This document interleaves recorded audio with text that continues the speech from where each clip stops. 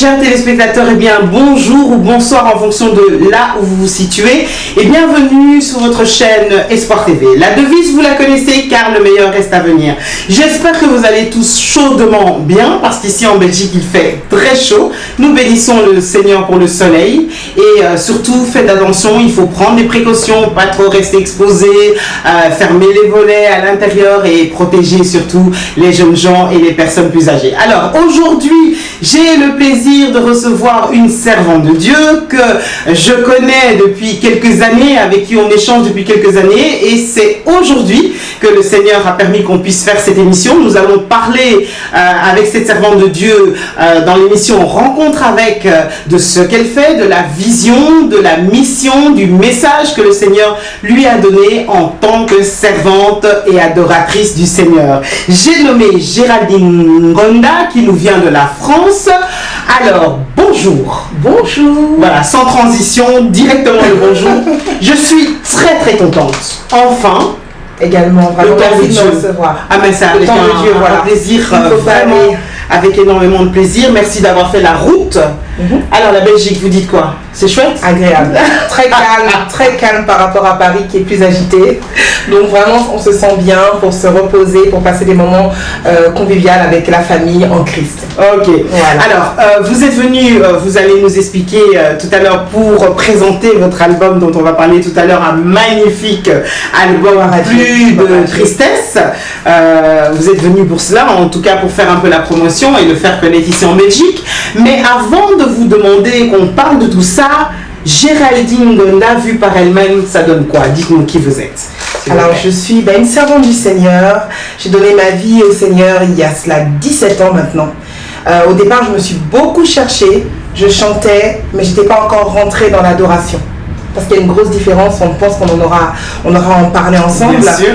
Et jusqu'au jour où j'ai vraiment été saisie par l'Esprit dans le ministère que j'exploitais avec le Seigneur, où je travaillais avec le Seigneur, et il m'a fait comprendre que je devais pas seulement chanter, pas seulement donner des cantiques, relancer des cantiques, parce que j'étais devenue responsable avec le temps du groupe de louanges, mais que je devais vraiment saisir la portée spirituelle de l'adoration dans des vies.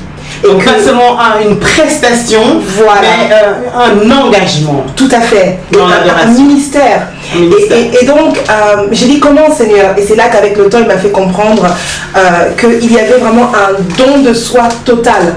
Parce que vous savez, lorsqu'on parle on va dire du ministère pastoral, on comprend tout de suite le don de soi. Mais lorsqu'on parle, par exemple, d'un ministère de chantre ou juste une adoratrice, des fois, on ne comprend pas l'engagement, qu'il est aussi fort, en fait. Que c'est des vies, en fait, qui doivent être touchées, c'est des vies qui doivent être changées, qu'il y a un grand impact. Et c'est là que le Seigneur a commencé à me travailler et je suis devenue folle amoureuse du Saint-Esprit. Wow. C'est là où les choses ont basculé de chantre, je suis passée à adoratrice. Alors rencontre avec, c'est la rencontre et la rencontre la plus importante, mais c'est avec lui, avec le fameux, avec le merveilleux Seigneur. Alors expliquez-nous un peu comment ça s'est passé. Alors ça s'est passé l'année de mon bac, je devais passer mon bac et c'était une année très difficile. Mon père étant décédé, ma mère devant faire face seule à la vie, que ce soit la conjoncture économique que vous connaissez et tous les tralala. On est 3 filles à la maison, donc c'était pas évident. Mais le Seigneur a permis que je puisse travailler en même temps. Je travaillais dans des fast-foods. En même temps, je faisais l'année du bac pour pouvoir financer un peu les différents besoins que j'avais. Et j'ai dû rencontrer une conseillère d'orientation. Et donc, qui m'a dit clairement, voilà, vu que les notes c'était vraiment trop limite et que pour elle, il fallait que j'arrête l'année du bac, que je travaille, tout simplement. Carrément. Donc, c'est vrai que ça m'a vraiment fait froid. C'est une parole vraiment froide. Ce jour-là, je sais que j'ai ressenti vraiment une paix dans mon cœur et je l'ai regardé droit dans les yeux, cette femme. Et je lui ai dit, j'ai la conviction, donc moi c'est des études d'infirmière que je voulais faire, j'ai la conviction que je veux être infirmière et que je vais achever. Waouh, vous avez proclamé. Vous avez prophétisé. J'ai proclamé sans le savoir. Sans le savoir.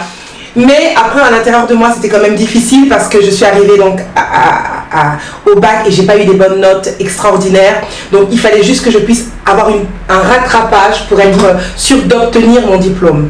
Donc, c'est là où j'ai pleuré, j'ai craqué parce que je me souvenais de cette parole que cette femme m'avait dit. Et donc je suis rentrée dans ma chambre, j'ai commencé à pleurer, j'ai dit Seigneur, ma vie n'est que chaos depuis que je suis née, des péripéties, mon papa mort, enfin je me sentais vraiment dans l'insécurité. Un enfant a besoin de sécurité, mais moi je me sentais toujours dans l'insécurité. Je disais mais pourquoi comme ça? J'ai dit finalement si tu existes, parce que Dieu s'était révélé déjà à ma mère et ma mère voulait qu'on aille à l'église, mais nous on voulait plus parce qu'on disait mais rien ne marche et puis on doit prier. Et ce jour-là j'ai craqué, j'ai vraiment fondu en larmes. Et je pense que c'était une manière que Dieu voulait me désarmer parce que j'étais très intelligente et je savais que je pouvais travailler et réviser et j'avais pas besoin de trop réviser pour réussir. Mais là vraiment, toute l'année j'étais combattue cette année de terminale. Alors j'ai dit non, qu'est-ce qui se passe? Et là le jour où j'ai pleuré, j'ai dit Seigneur vraiment aide-moi pour cet examen. Si vraiment tu m'aides à obtenir mon bac et à achever vraiment ce que j'ai envie de faire, vraiment là j'abandonnerai tout pour toi, révèle-toi. Et ce jour-là j'ai vraiment été remplie du Saint-Esprit. Ça a été ma première rencontre avec le Saint-Esprit. Comme ça à la maison, seule dans ma chambre, on vous impose les mains. Personne m'a touché, exactement. c'est Dieu lui-même. Et saisie de l'esprit, j'ai commencé donc à aller à cet examen. J'arrive, on me pose une question, j'avais révisé tout. On me pose une question que je n'avais pas révisée. Et la dame, je ne sais pas qu'est-ce qu'elle a senti en moi. Elle m'a dit, écoutez, malgré que je sens que vous n'avez pas vraiment rentré dans les détails du sujet, mais on sent que vous êtes vraiment, comment dirais-je, que vous êtes passionné de ce que vous êtes en train de dire. On sent que, elle dit, vous inquiétez pas, le bac, je ne vais pas vous casser, vous allez l'avoir. Donc je le savais déjà, en sortant de cette salle, que j'avais eu la faveur de cette femme. Et j'avais compris plus tard que c'était le Saint-Esprit qui avait permis cela. Donc j'ai obtenu mon diplôme, ensuite l'école d'infirmière, j'ai achevé mon école et j'ai pu commencer à exercer mon métier, qui est quelque part aussi un métier spirituel, guérir les plaies des gens. Bien sûr. Donc Dieu ne donne jamais un métier à quelqu'un au hasard. Il savait pourquoi je devais être dans ce Mais on retient beaucoup de choses de ce que vous avez dit. Il y a au moins 3-4 émissions qu'on pourrait faire par rapport à ce que vous avez dit. Mais ce que j'aimerais retenir pour parler à quelqu'un qui peut-être est dans le désespoir, une chose que vous avez dit qui est importante, c'est la chose que la dame vous avait dit vous a marqué. Plusieurs personnes nous regardent avec peut-être des paroles, des mauvaises paroles qui ont été dites sur leur vie, qui sont en train de les bloquer peut-être et les empêchent d'arriver à devenir ce qu'elles devraient. Qu'est-ce que vous pourriez leur dire pour les encourager, s'il vous plaît? Alors moi, ce que j'aimerais dire, c'est vraiment ce que vient de dire la servante de Dieu, la présentatrice, quelque chose de très profond. Le monde entier a été créé par la parole. Donc la parole est une arme, a vraiment une puissance. Donc déjà on doit savoir, nous qui sommes parents, que nous ne devons pas déclarer des mauvaises choses sur nos enfants. Ça c'est la première des choses. Et malheureusement nous sommes dans un monde où il y a beaucoup de méchanceté, on aura à faire face à des gens comme ça. Voilà pourquoi il est important, lorsqu'il y a une arme qui est donnée contre nous, de nous aussi être armés. Et l'arme que nous avons, c'est la parole de Dieu. Quand quelqu'un déclare pour nous l'échec, que dit la parole? Dieu veut que nous allions de gloire en gloire. Il faut continuer à déclarer, en fait, c'est parole contre parole. Et refuser, parce que c'est ce que vous avez fait. Exactement. Vous avez dit non, moi je refuse cette parole. Voilà, tout à fait. Donc en déclarant la parole de Dieu, en contredisant, en fait, quelque part, par la parole de Dieu, ce qui nous est proposé, c'est déjà une victoire qui s'opère dans le monde spirituel. C'est quelque chose qu'il ne faut pas louper. Il ne faut pas juste écouter la parole et pleurer, mais il faut résister. Voilà. Alors, autre chose que vous avez dit qui est formidable, qui me concerne aussi, c'est la passion. Vous avez dit ce qui vous a aidé, c'est la passion. On est dans un monde où il y a beaucoup de démotivation. Les gens ne savent plus exactement, surtout la jeunesse, ils n'ont plus forcément de modèle, de référents pour pouvoir être passionnés. Ils vivent un peu au jour le jour, mais sans savoir très... Comment on peut aider les autres à avoir cette passion, à refaire naître cette passion? Comment on peut, Géraldine Gonda, aider quelqu'un à être passionné là maintenant? Alors, il faut connaître son appel. C'est pas évident de connaître son appel du jour au lendemain, comme ça, se dire, même si on a une belle voix, peut-être qu'on n'est pas appelé à chanter. On peut avoir une très belle voix, mais ne pas être appelé à faire un ministère d'adorateur ou de chantre. Il faut vraiment écouter son cœur, et pour pouvoir mieux écouter son cœur, il faut savoir écouter Dieu.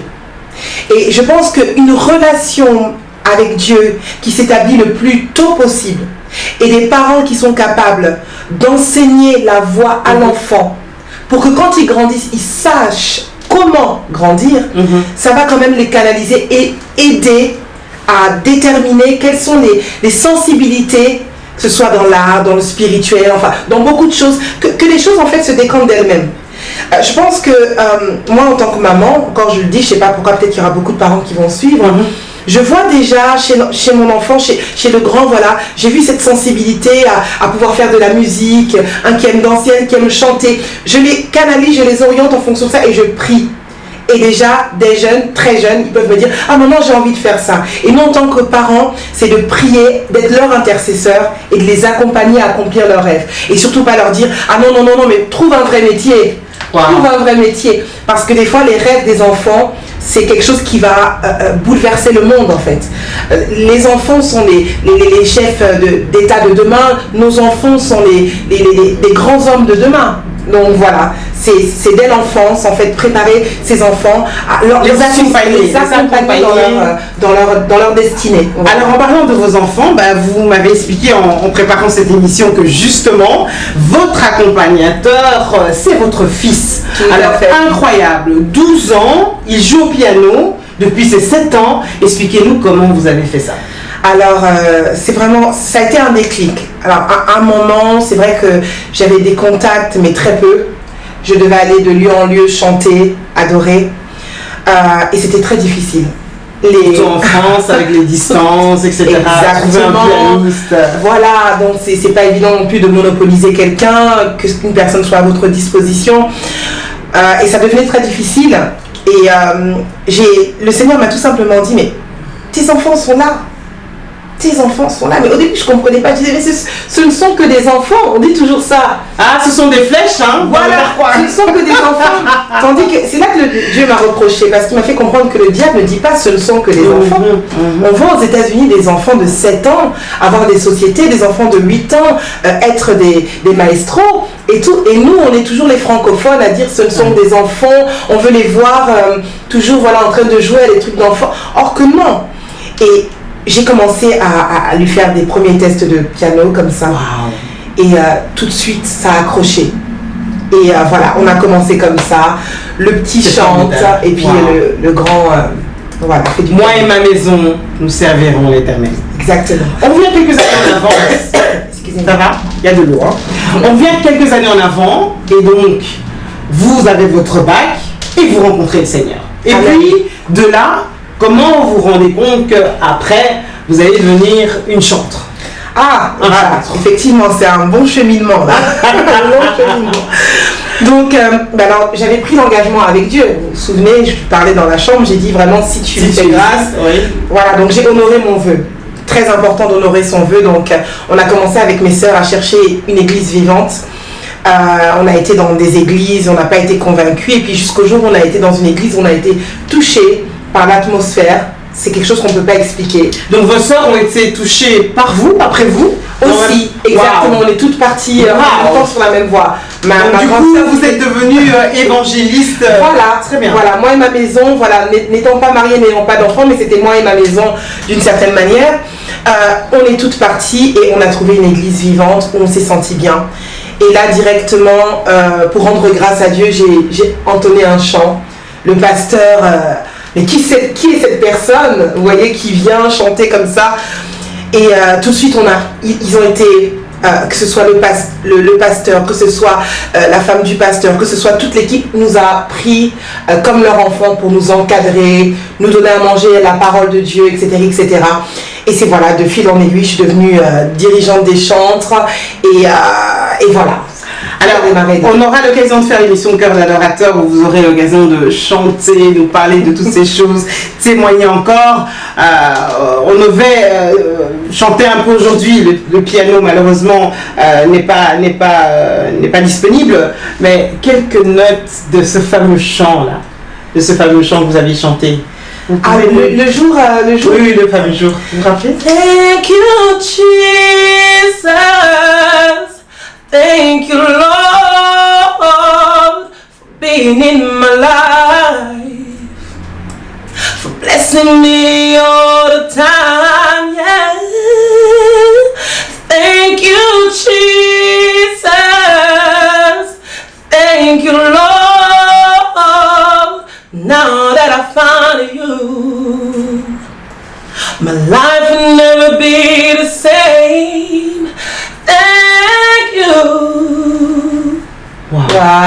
la chair de poule. Gloire à Dieu, c'est un chant de remerciement qui dit voilà. Maintenant je t'ai rencontré, ma vie ne sera plus jamais la même. Et vous avez chanté ça? Exactement. Vous avez été inspiré pour chanter ça? Exactement, c'est un chant qui m'est monté comme ça. J'ai commencé à composer, ça c'est en parallèle, je ne vous l'ai pas dit, mais j'ai commencé à composer. J'ai amassé des chants et beaucoup figurent dans l'album, dont ce chant que je viens de chanter qui est en duo avec le pasteur Marcel Bongo. Oui, thank you. On allait en parler. Vous avez un parcours quand même atypique, hein, exceptionnel. Pourquoi, selon vous, Dieu vous a donné ce parcours? Parce que, à mon avis, c'est une grande mission qu'il y a derrière. On va parler de la mission tout à l'heure, mais on peut déjà en dire quelques brides. C'est quand même un parcours atypique. Exactement. Je pense que c'est pas progressif, c'est boum en un coup là. Tout à fait. Et je pense que quand même c'est par étapes, mais c'est marqué par des choses qu'on ne peut pas oublier en fait. Il y a vraiment des crans. Quand Dieu veut utiliser quelqu'un, je pense qu'il n'y a que la vie pour travailler une personne. Si tout avait été beau, tout avait été rose, je ne pense pas que je serais en train de servir le Seigneur. Si j'avais mon papa, j'avais ma maman, j'avais eu tout ce que je voulais, mon père ne connaissant pas le Seigneur, j'aurais peut-être été un enfant pourri gâté. Et c'est triste à dire, il est décédé, il est parti, mais je dis que Dieu connaît toutes choses. Et pour arriver à ce niveau, là, il faut un travail. Et je pense que c'était dans ce processus-là que Dieu voulait m'emmener, à travailler la personne que j'étais pour être une bénédiction pour les autres. Si on n'est pas marqué, mon cher époux dit souvent, il n'y a pas de champion sans cicatrice. Wow. Tu ne peux pas dire que tu as combattu si tu n'as aucune marque. Un champion de boxe, on va toujours le voir avec des marques, des cicatrices qui ont séché, mais des marques quand même. Et je pense que ces marques de la vie nous permettent, pour les autres qui passent par des moments difficiles, d'être vraiment une bouche autorisée, de pouvoir dire, moi j'ai vécu ça en telle année, je connais ce parcours-là, voilà, viens, moi je peux t'aider. Là, on est vraiment, on est légitime dans ce qu'on est en train de raconter. Et dans l'adoration, c'est ça en fait. On ne peut pas faire semblant. C'est là de passer du chant à l'adoration. Quand on veut exprimer quelque chose, il faut qu'il y ait un vécu derrière. Et c'est ça qui fait la différence en fait. Alors, pour parler de ça, on est en plein dans la vision, on est vraiment dedans. Une vision de restauration, un ministère de restauration, de guérison, penser les plaies au travers du chant, mais au travers d'autres choses que vous faites également. Avant de rentrer pleinement là-dedans, on va revenir, vous avez beaucoup utilisé le terme adoratrice, donc je ne vais pas vous poser la question de vous demander si vous préférez être appelée chantre, adoratrice ou artiste, puisque j'ai bien compris que vous étiez une adoratrice. Ceci dit, il y a quand même malheureusement pas mal de polémiques autour des artistes, enfin de cette notion d'artiste chrétien avec, comment dire, on peut dire presque un showbiz autour de cela. Vous avez un CD que vous avez sorti, vous le vendez à 10 €, c'est pas grand chose quand on sait ce que ça coûte. On va pas rentrer dans ces polémiques là, c'est absolument pas le but de nos émissions, mais qu'est-ce que vous pensez un peu de tout ce qui est dit actuellement, la polémique sur les concerts à des prix excessifs, tout le showbiz qui est le star system qui tourne autour de ça? Qu'est-ce que vous en pensez? Et si vous deviez suggérer quelque chose à vos collègues, chantres, adorateurs, artistes, je ne sais pas comment on peut dire, mais qu'est-ce que vous diriez? Alors déjà, c'est quand même important de souligner les différences en fait. Il y a des artistes, voilà, qui peuvent être artistes gospel. Tout le monde peut chanter du gospel. Voilà pourquoi certaines personnes sont même des fois choquées que même des personnes ne connaissant pas Dieu chantent du gospel. Si vous tapez sur internet des chants comme Amazing Grace, ça a été repris par des millions de personnes qui ne vivent pas une... Voilà, Alléluia. Et tant de chants au Happy Day par des gens qui n'ont pas une relation avec Dieu. Donc ça, déjà, ça doit être un élément qui doit être ancré dans l'esprit des gens. Les chants chrétiens n'appartiennent pas aux chrétiens. Les chants chrétiens appartiennent à l'humanité. Et quand on fait un chant, on le fait pour l'humanité. C'est pour que l'humanité soit impactée par ce chant. Peu importe maintenant la personne qui le chante, ça c'est un autre problème. Là, le plus important déjà, le chant est un don. La composition en elle-même, comme moi je compose, c'est un don. Que ce soit quelqu'un qui connaît Dieu ou pas, pour moi, le plus important, c'est qu'il a été publié. Maintenant, l'artiste, qu'est-ce qu'il présente? Il présente un art. Un art qui est la musique. La musique est un art, est un don de Dieu, mais avant tout, c'est un art. Donc, s'il estime devoir être rémunéré pour cet art, il en a le droit.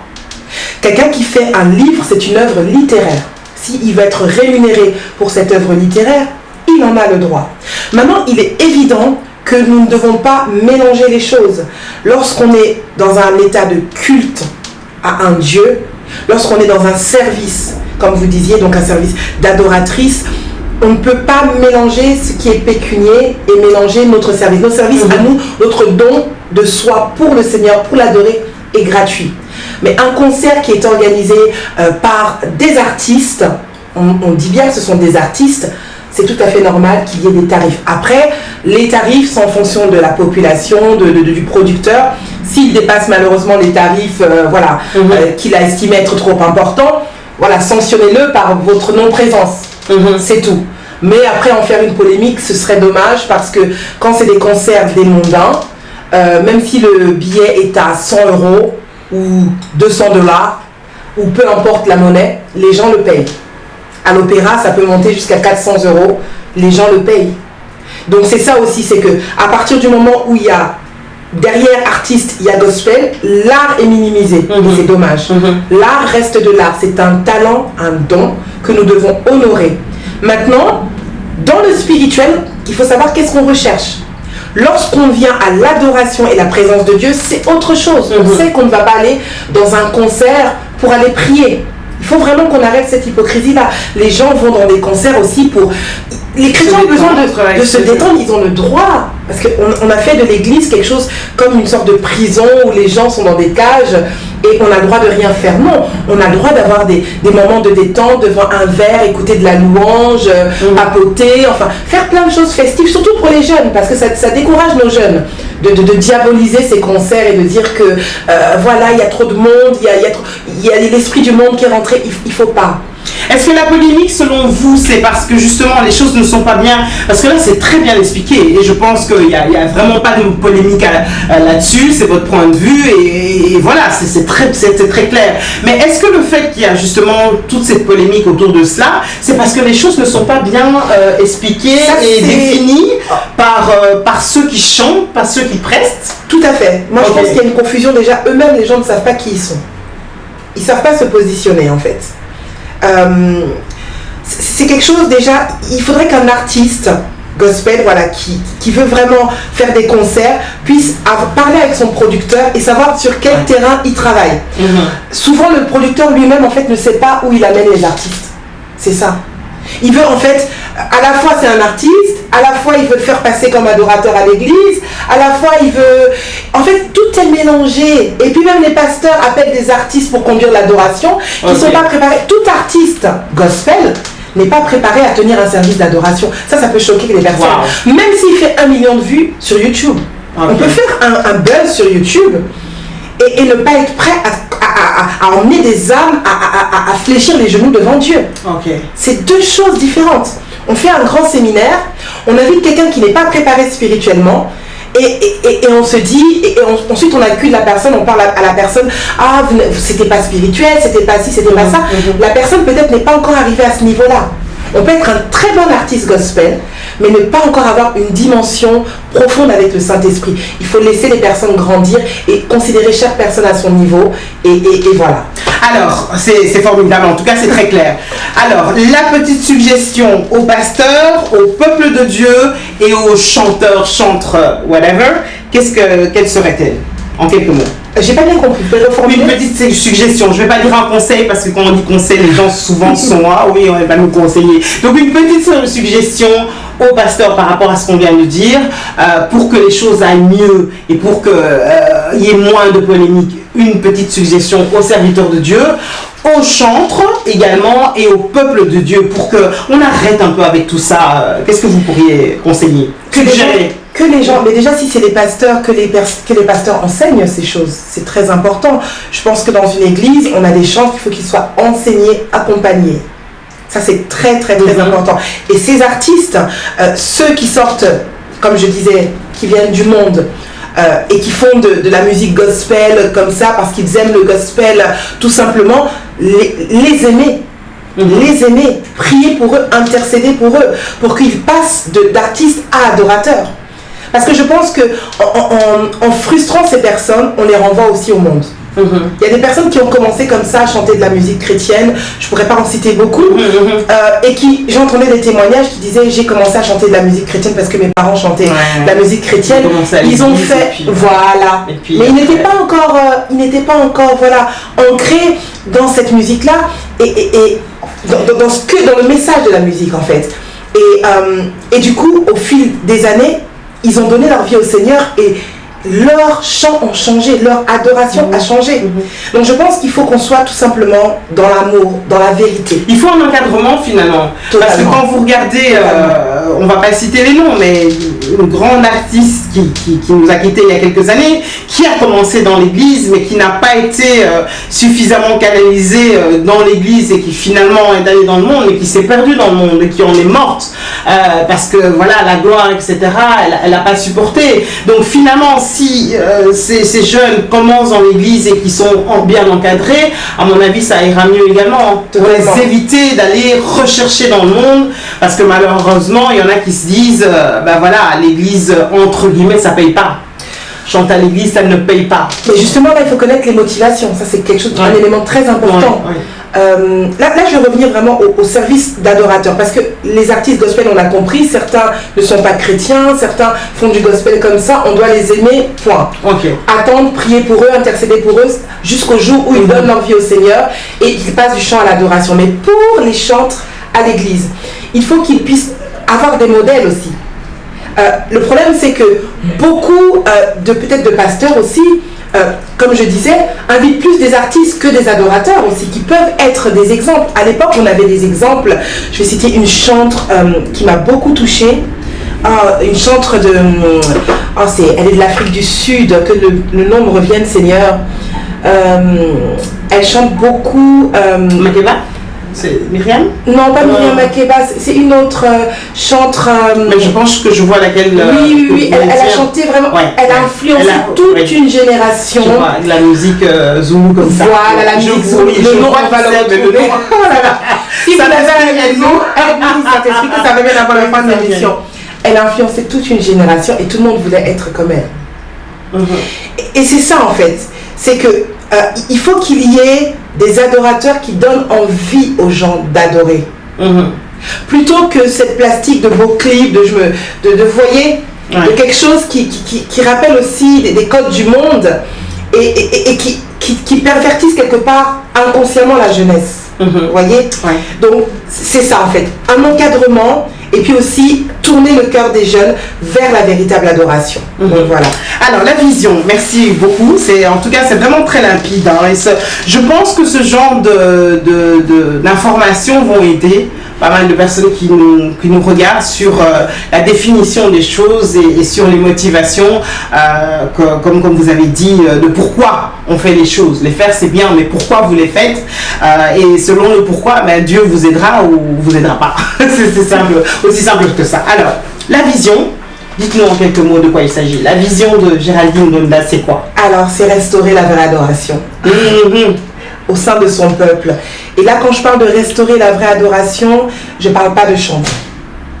Pas du tout. Ça peut choquer, mais je ne parle pas des chantres. Je ne suis pas là pour parler aux chantres. Moi, je suis là pour parler au peuple. Peu importe. Que ce soit un intercesseur, que ce soit quelqu'un qui fasse autre chose, qui a une autre vision. Le chant étant une des expressions d'adoration. Exactement, la nuance est là. Et il faut tout simplement avoir une communion véritable avec le Saint-Esprit. Vous savez, avec le métro boulot dodo, comme on dit à Paris, ce système un peu de faire toujours la même chose, on rentre dans la monotonie, dans quelque chose de normal d'aller à l'église. Et d'ailleurs, on ouvre des fois peut-être que la Bible le dimanche. Et puis, voilà, mes parents étaient chrétiens, j'ai grandi dans la foi chrétienne, je vais à l'église parce que je vais à l'église. On fait même parfois le ministère, mais par activisme, par systématisme. Mais il n'y a plus vraiment de relation. Exactement. Et c'est très important en fait d'avoir cette cette vie, comme je disais, bonsoir Saint-Esprit, bonjour Saint-Esprit, peu importe au moment où on est avec le Saint-Esprit, de réaliser que notre adoration, c'est une communion de tous les jours. À partir du moment où je n'ai pas une relation, où je ne suis pas consciente que j'ai une relation avec le Saint-Esprit tous les jours, il va être difficile pour moi que je puisse adorer. Quand c'est arrivé ce déclic-là? Parce qu'à mon avis, le Saint-Esprit vous a fait un petit... Exactement. Vous a saisi à un moment donné, comme il sait bien le faire. Tout à fait. On va... Oh, toc, toc, toc. Non. Tout à fait. Time out. Il y a un time out, je pense. Dites-nous. Pendant l'album. Voilà. Pendant la période d'enregistrement d'album. J'ai eu beaucoup de chocs du Seigneur. Le Seigneur m'a dit, oui, tu vas faire des albums, tu as une belle voix, c'est bien, tu vas édifier les gens et tu vas toucher les gens au travers de ta musique, gloire à Dieu. Mais il te manque une chose, que tu fasses comprendre aux personnes ce que je viens de dire. Lorsque tu vas te tenir dans des assemblées, que tu ramènes le cœur des gens, pas vers la musique, mais vers la personne pour qui cette musique a été faite. Ramener le cœur des gens à moi. Donc il ne s'agit pas de toi. Il ne s'agit pas de toi, Géraldine. Moi, je ne suis que ambassadrice d'une personne qui m'envoie. Et c'est ce que vous disiez, à partir du moment, pour cette femme, à partir du moment où on perd le fait qu'on est ambassadrice, et ben on se perd soi-même. Et on devient, comment dirais-je, imaginez-vous un ambassadeur, parce que les choses naturelles nous enseignent, perd sa carte diplomatique, qu'est-ce qu'il est? Il peut se faire arrêter à n'importe quel moment. Il perd son immunité. Il perd son immunité, il devient monsieur tout le monde. Et c'est ça que Dieu ne veut pas pour nous. Alors, qu'est-ce qui se passe à ce moment-là? Parce qu'il y a des ajustements à faire. Il faut que maintenant, vous puissiez diminuer pour que lui puisse croître. Il faut ajuster un peu les choses. Concrètement, quand il vous a parlé comme ça et remis un peu à votre place, qu'est-ce qui a dû changer? En quoi vous avez été brisé, façonné? Qu'est-ce qui a dû changer? Eh bien, ce qui a dû changer, c'est tout. Parce qu'en fait, finalement, vaut mieux plaire à Dieu plutôt qu'à un homme. Et finalement, les relations deviennent même difficiles. Parce qu'on va dire, si le producteur vous dit, non, moi je voudrais que tu fasses ça, et que tu dis, non, moi mon Dieu ne me donne pas cette conviction-là, je ne pense pas. Ça devient compliqué. En fait, je viens de faire un post là dernièrement sur mon compte, c'est d'ailleurs même il y a quelques heures là, où je disais, va là où l'esprit te dit d'aller. C'est-à-dire que à un moment donné, je me suis dit, je faisais des choses par moi-même. Je suis chante, je suis adoratrice, je suis tout ce qu'on veut. Mais je peux me lever un bon matin, dire, ah voilà, je vais aller visiter la sœur Julie parce que je l'aime bien, et je vais aller en Belgique, et puis voilà, patati patata. Mais à un moment donné, où comme Dieu commence à te dire, non, Géraldine, c'est pas le temps, assis-toi. Mais ça fait longtemps, elle m'appelle, et puis il y a l'anniversaire de cette grande émission, elle va croire que Espoir TV, elle va croire que je la néglige, que je la méprise. Non, c'est pas le moment. Le temps, quand ce sera le temps, je te le dirai. Et c'est là où ça devient un choc en fait. On se dit, Seigneur. Et puis finalement, quand c'est le temps, et ben, tout est calculé. Et même quand les gens disent, oh mais non, mais c'était peut-être pas le temps, tu nous as pas prévu. Et bien finalement, les gens se disposent un à un. Et c'est ça en fait. Et les connexions divines. Et les connexions divines sont faites. Et c'est l'essentiel, voilà. Et puis il y a l'album qui sort à ce moment-là, forcément. Exactement. Et la mission, pas prend tout son sens. Mais elle prend tout son sens. Voilà. Alors, plus de tristesse, il est formidable. Moi, je l'écoute dans la voiture, je vous le conseille. 10 €, vous voyez les coordonnées affichées de Géraldine. N'hésitez pas à l'acquérir. Contactez-nous, il est formidable. 12 titres avec le fameux featuring avec le pasteur Marcel Bungu, Thank You Jesus, mais les autres sont magnifiques. Vous dansez, vous chantez, quand il fait bon comme ça dans la voiture, moi je mets à fond et je l'écoute et c'est formidable. Parlez-nous un peu plus de tristesse, parlez-nous un peu pendant quelques instants de cette mission, de ces fameuses missions.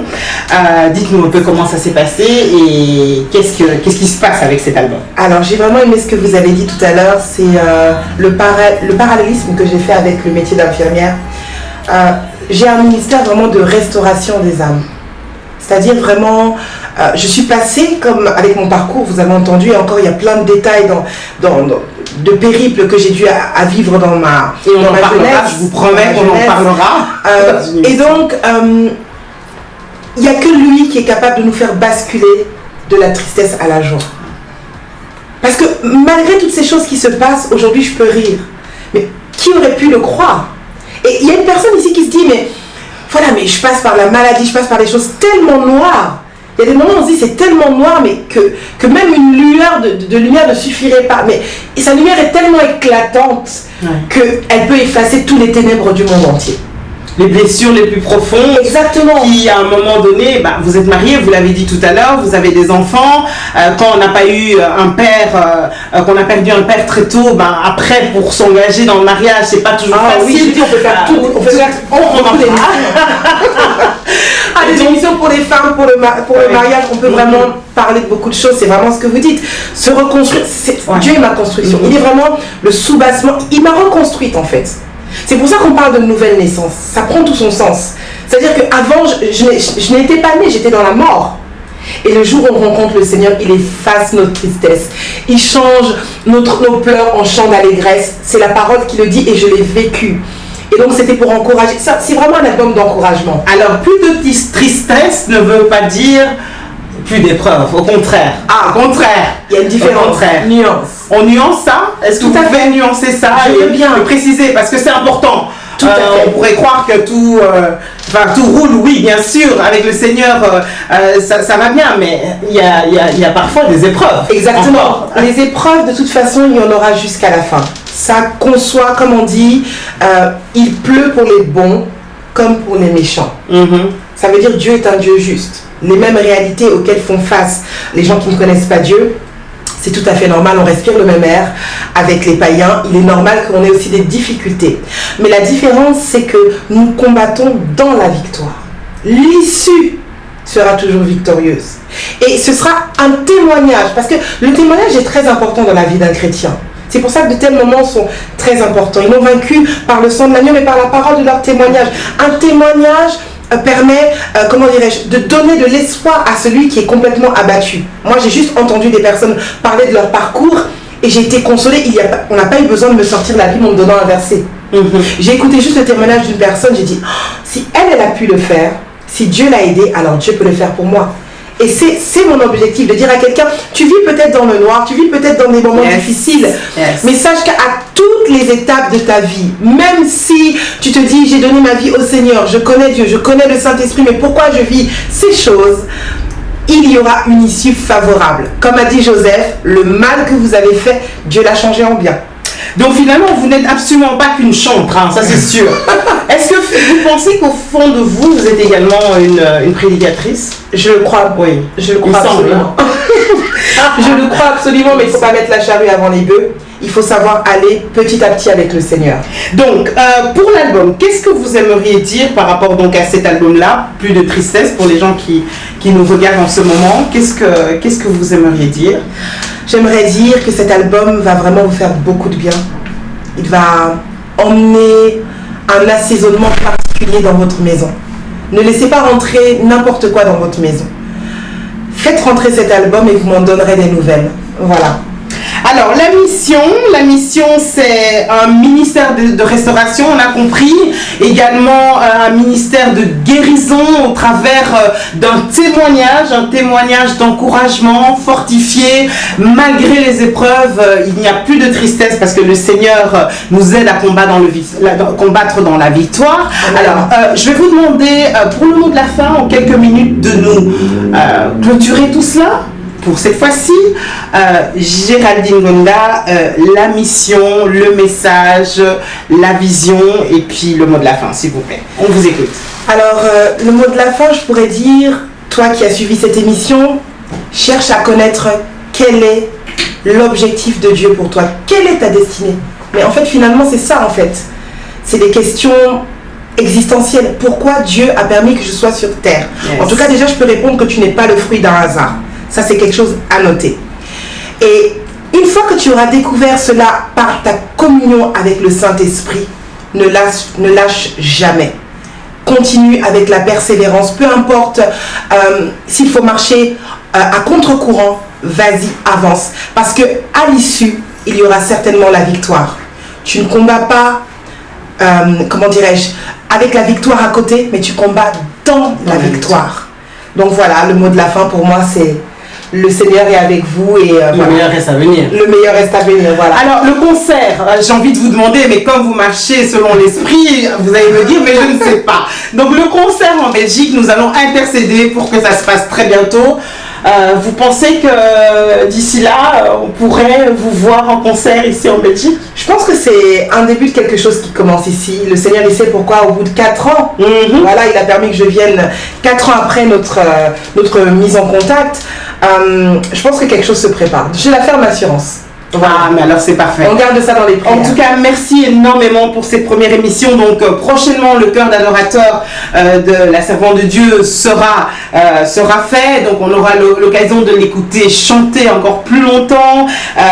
Également, parler de son témoignage, mais également pouvoir nous dire, vous savez, dans le cœur d'adorateur, je demande à mon invité quel est le personnage de la Bible qui pour elle reflète l'adoration, le verset de la Bible, également de pouvoir donner un chant qui l'a beaucoup marqué, qui l'accompagne dans ces moments d'adoration, et finalement elle va nous écrire une expression d'adoration qui restera dans notre livre d'or. Ça sera pour l'émission Cœur d'adorateur avec la servante de Dieu Géraldine Ngonda, quand le Seigneur le permettra, bien sûr. En tout cas, merci beaucoup. C'est moi. Très bonne continuation, plus de tristesse, commandez-le, contactez-nous également via son Facebook Géraldine Ngonda, et le numéro que vous voyez affiché sur votre écran, et sinon via Espoir TV. Il vaut la peine, 10 €, c'est rien du tout, c'est deux rooms, ça vaut la peine pour le bien de son âme. Merci à vous. Merci. WW à la technique, infiniment merci. Pellicule Vision, contactez-le, des clips, des émissions, tout ce que vous voulez dans les médias, des cours également, n'hésitez pas à le contacter, et moi je vous retrouve très bientôt pour une autre émission. N'oublions pas que nous sommes avant tout des adorateurs, et la Bible nous dit que dans les derniers temps, le Seigneur recherchera ceux qui vont l'adorer en esprit et en vérité. C'est ça qu'il recherche, des personnes, des hommes, des femmes qui vont l'adorer en esprit et en vérité. À bon entendeur, salut, bye bye.